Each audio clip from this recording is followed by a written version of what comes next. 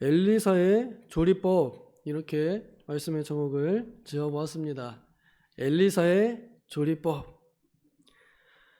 오늘 우리가 읽은 이 말씀은 엘리사 선지자가 맹독탕을 생명의 습으로, 마법의 국으로 바꾼 역사를 함께 보았습니다.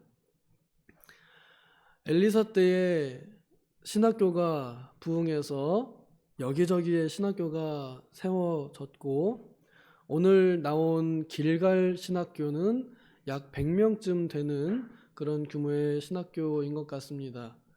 지난주에 우리가 봤던 것처럼 보리떡 20개 가지고 왔더니 100명이 먹고도 남을 정도로 이렇게 역사가 일어났었는데, 아마 신학생들이 100명쯤 됐던 것 같습니다.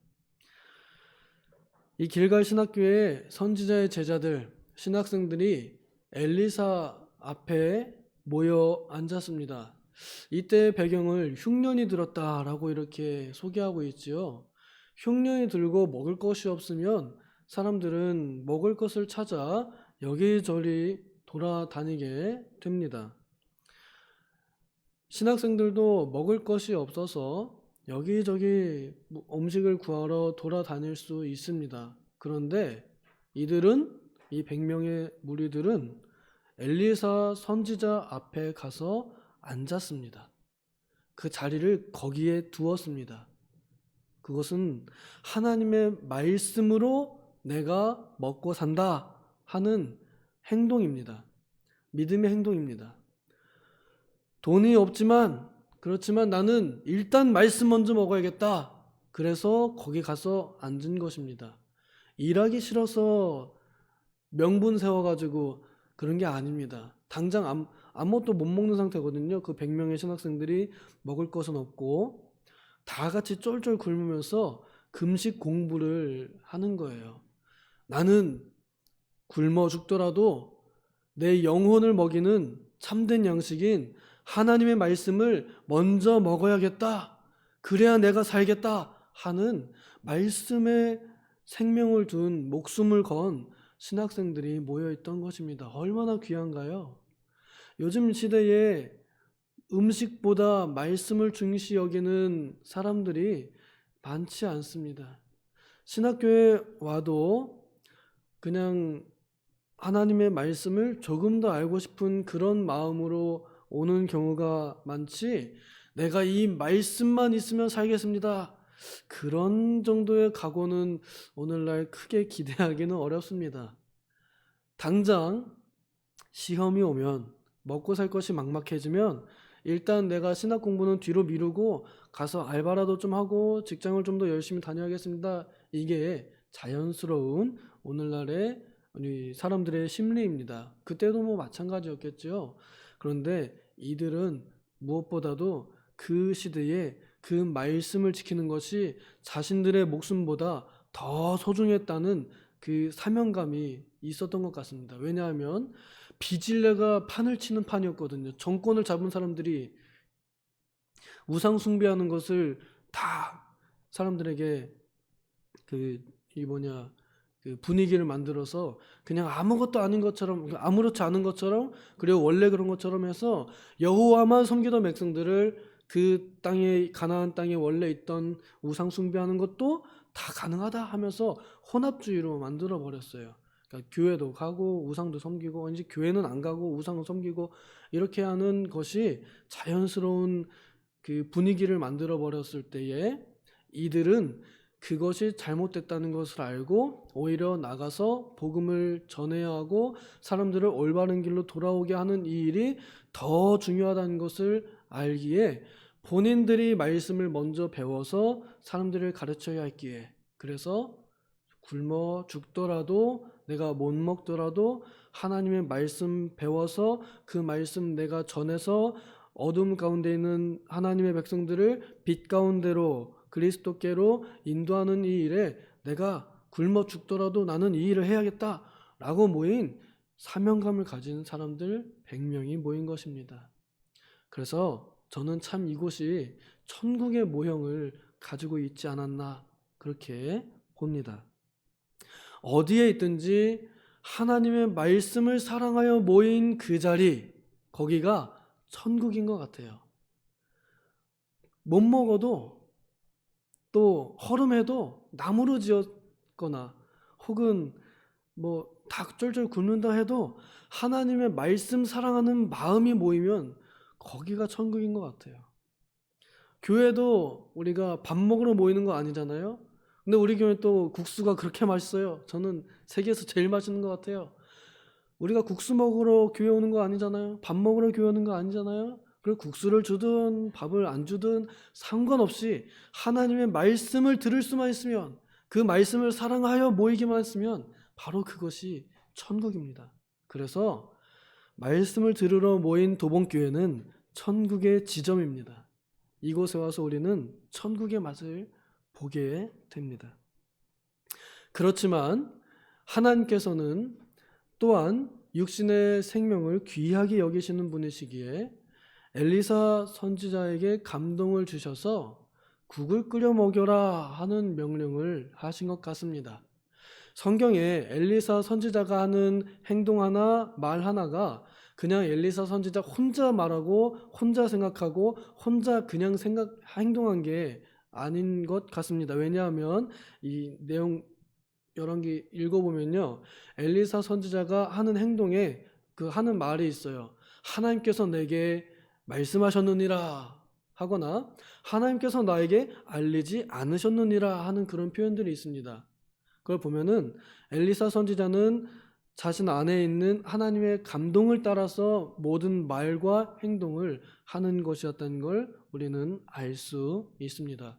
그래서 하나님께서 명하신 것은 하고 명하지 않은 것은 안 하는, 또 하나님께서 알려주신 것은 알고 하나님께서 알려주지 않은 것은 그냥 모르는, 그런 분명하게 하나님의 말씀에 의하여 행동하고 말하는 사람이었다는 거죠.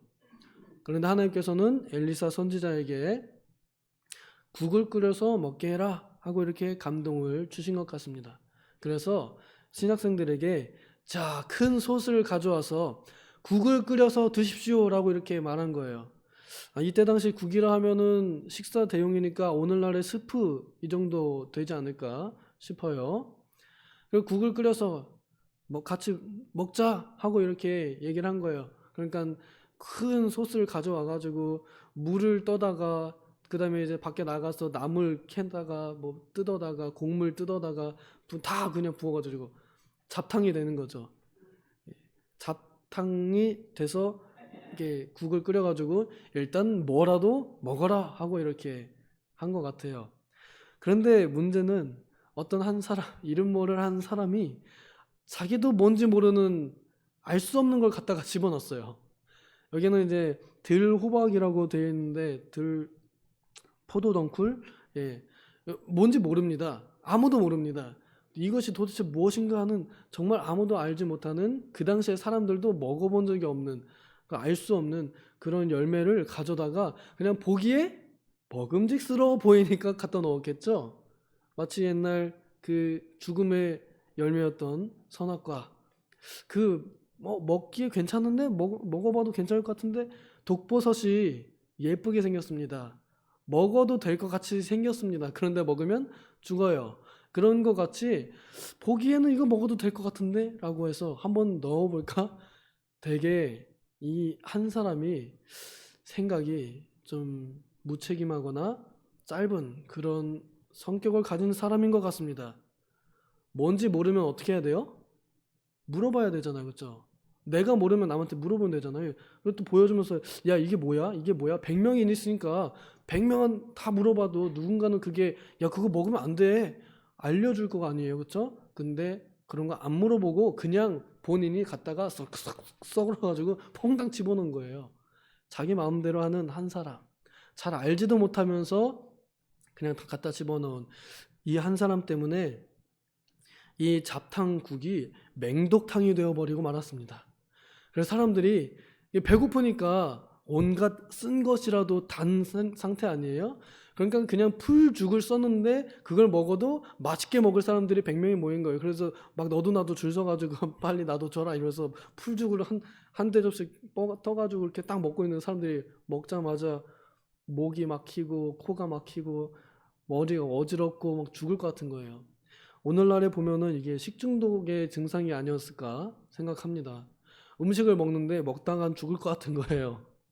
그러니 이게 큰일 났잖아요. 지금 다 같이 맹독탕 먹고 몰살되게 생겼습니다. 그래서 이 사람들이 누구에게 가느냐?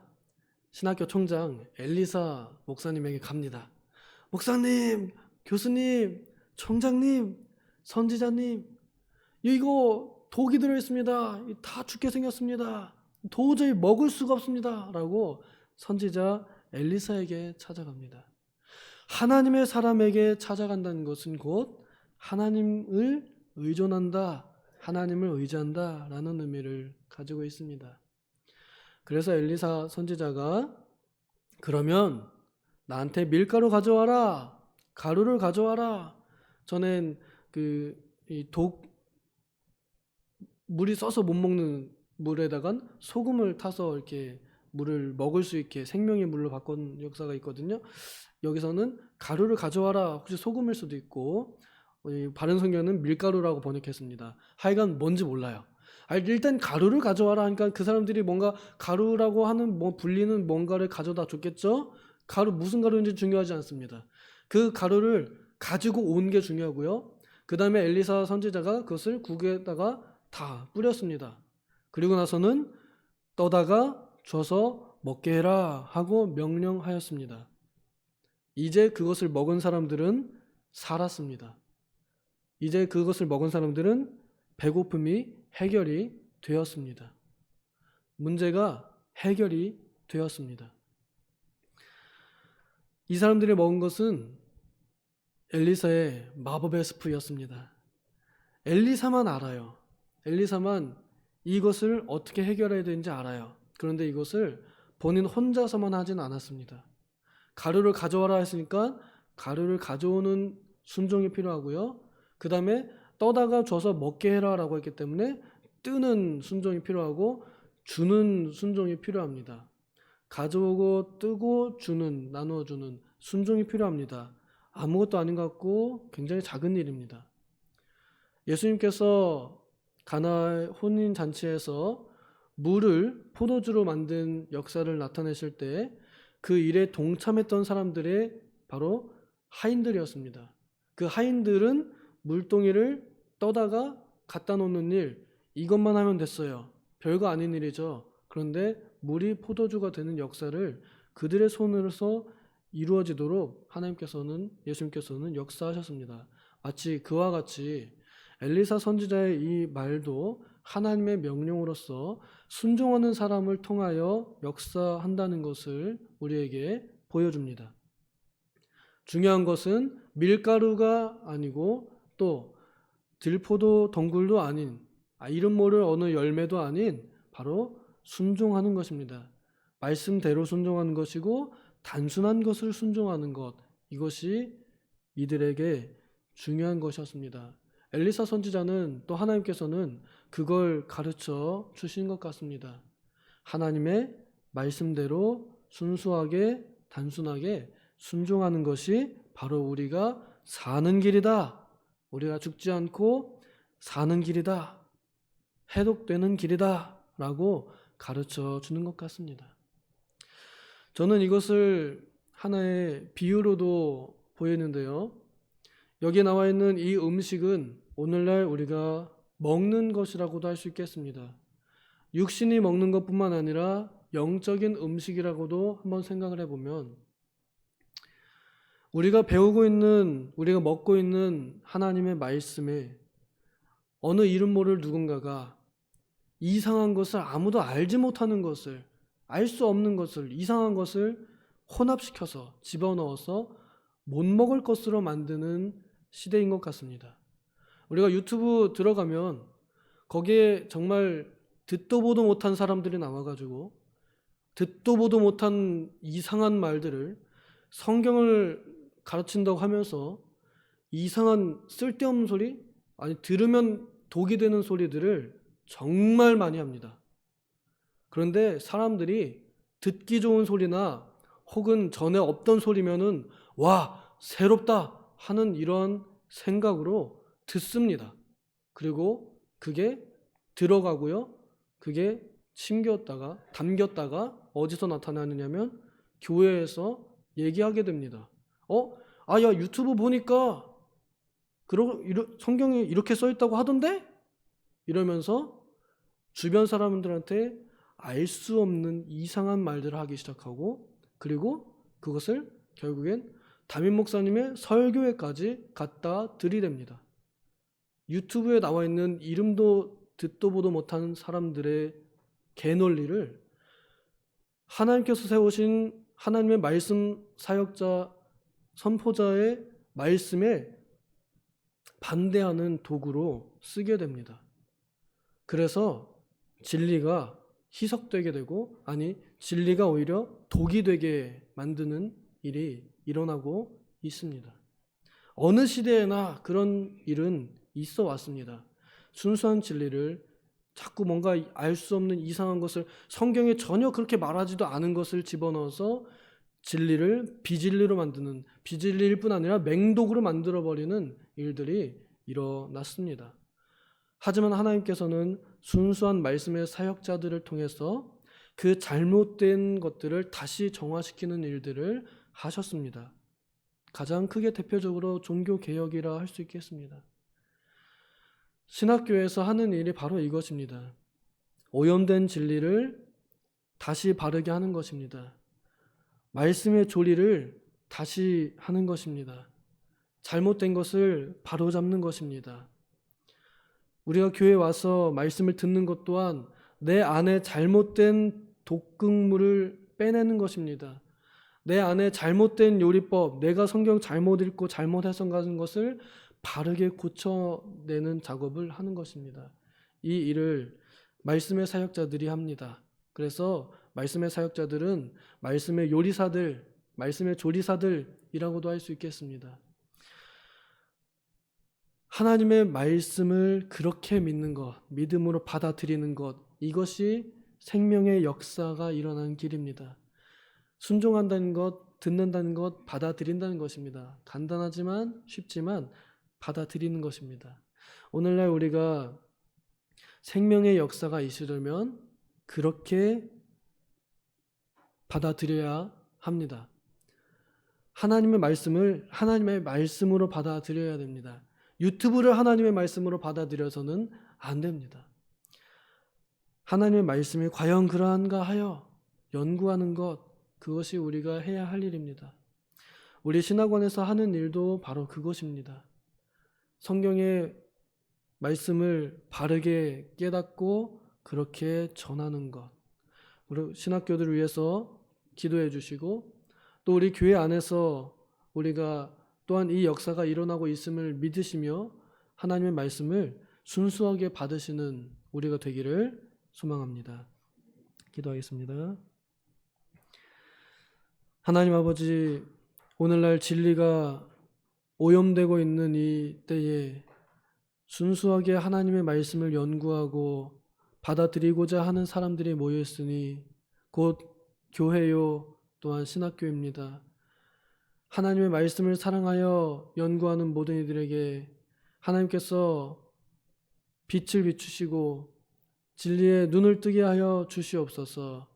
그래야 하나님의 백성들에게 독극물을 먹이는 것이 아니라 그것을 생명의 음식으로 다시 조리하여서 사람을 살리고 힘있게 하는 말씀들이 우리 신학교에서부터 또 우리 교회에서부터 가정에까지 개인에게까지 전달될 수 있도록, 그래서 생명의 역사가 일어나고 또 일어나는 우리 교단 되게 하여 주시옵소서. 감사드리며 예수님의 이름으로 기도하옵나이다. 아멘.